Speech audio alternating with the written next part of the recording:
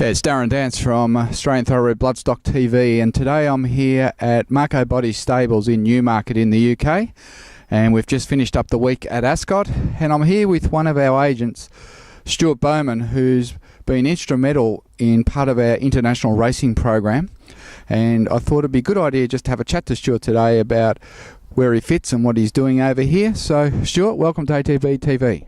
Thanks, Darren. Stuart, an ex-Aussie in the UK for some time. Tell us about your background in Australia before you come to the UK.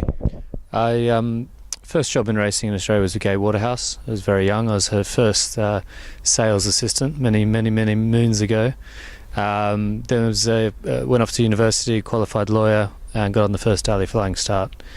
And then I went back after the flying start, worked for Arrowfield, started as their racing manager, and then Darley offered me a job back in Newmarket. After that, I joined Blandford Bloodstock, been with them about three and a half years, so going well. Tell us, in the UK, the bloodstock agent's role is quite different to what we see in Australia. It's a lot more involved and a lot more structured. Just tell us a little bit about that. Agents up here generally will work in with a few trainers, whereas in Australia obviously the trainers are primarily buying their own horses. So I do a lot of work with Marco, but also through Blandford we work with John Gosden, David Simcock and a few other larger stables in town. But a lot more active, and it works very well, you know. And there's a lot, generally speaking, within Europe, a lot more trade. The horses will go through the ring as foals, yearlings, breeze-up horses in training. They'll get sold 3, 4, 5 times. The depth of the market is a lot greater than Australia. In terms of our involvement, Australian Thoroughbred Bloodstock, and you were part of the Jackalbury deal. You've been instrumental in Dandino. Tell us a little bit about how you go about finding these horses. Look, first and foremost, you've got to find horses you think that have got a bit of speed and a turn of foot.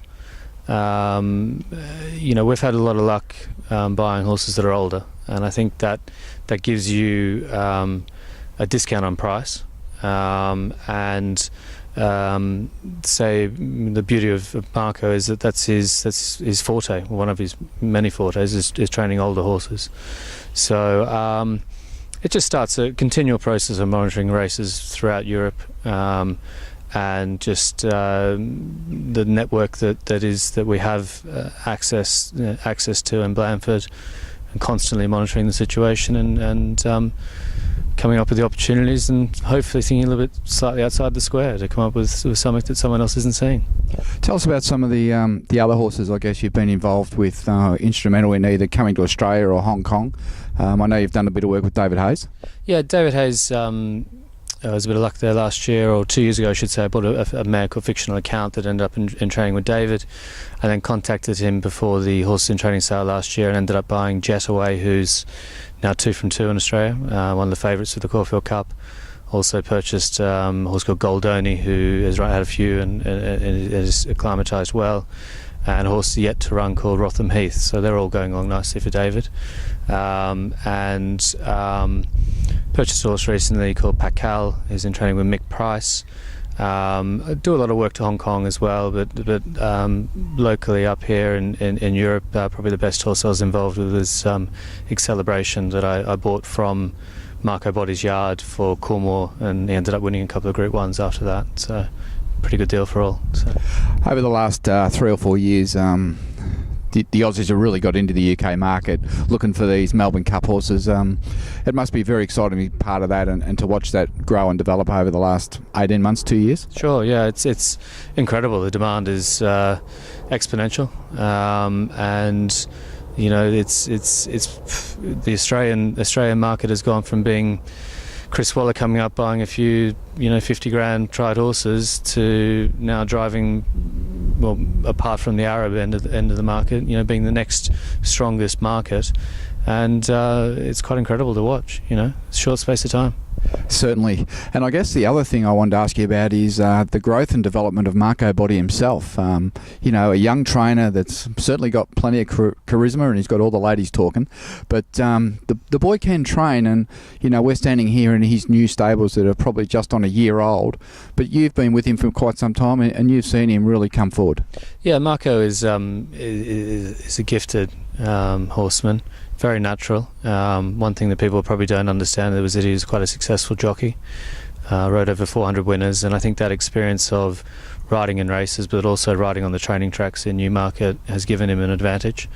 And he's very, very hardworking, diligent. But he's very natural, and the systems he's got in place and the people he's got working for him, they're a young team, but they're people going places, and that makes a difference.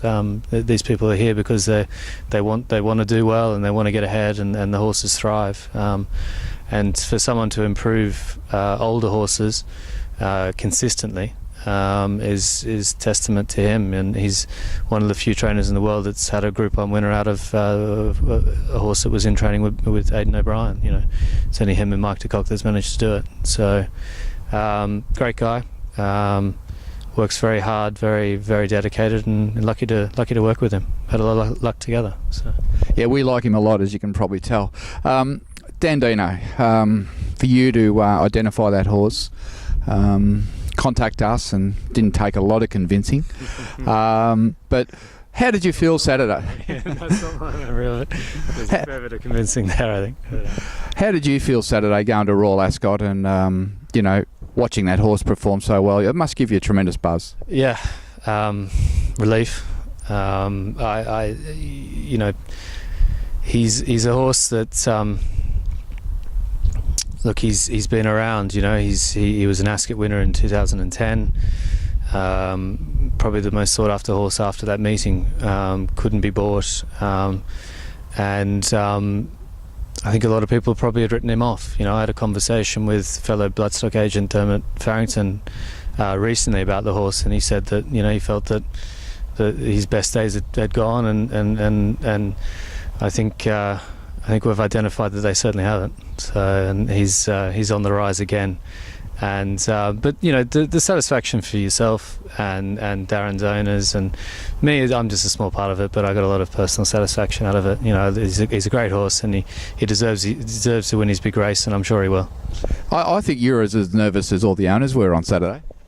Yeah, I was. It was. It is a nerve-wracking experience, and for me, it doesn't end with the purchase. I very much get involved day to day, and I'm also very aware that the ownership of these horses are a long way away, and that they're going to miss that element of being around the horse on a day-to-day basis, getting to know them, getting to know the team.